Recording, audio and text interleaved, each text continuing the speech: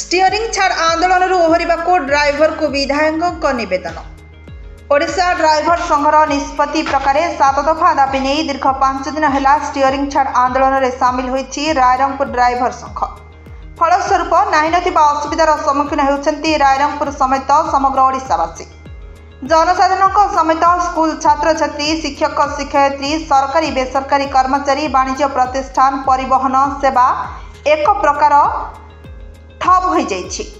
ओडिशा रे ड्राइवर मानक समस्या जनित धार्य दाबी अमूलक नथिबा बेले सरकार पक्षरु एथिनै कोनोसी पदक्षेप सृष्टि होई नाही। तेबे मोहन सरकार परिवहन मंत्री एवं रायरंगपुर विधायक भावे से मध्य ड्राइवर मानक दाबी प्रति गुरुत्व देउथिबारु ड्राइवर भाई माने सेमानक आंदोलन प्रत्याहार करी सेमानक सेवा जारी रखिबाकू निवेदन करिसेंती विधायक जलेन नायक।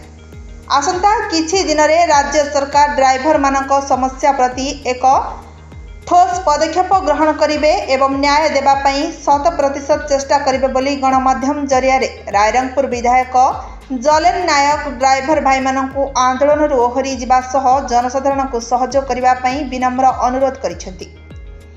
राज्य मोहन सरकार ड्राइवर भाई मानक समस्या हृदयंगम करिथिबारु हतोत्साहित न होई सकारात्मक पदक्षेप ग्रहण करने से संघ सदस्य को अनुरोध करिसेंती।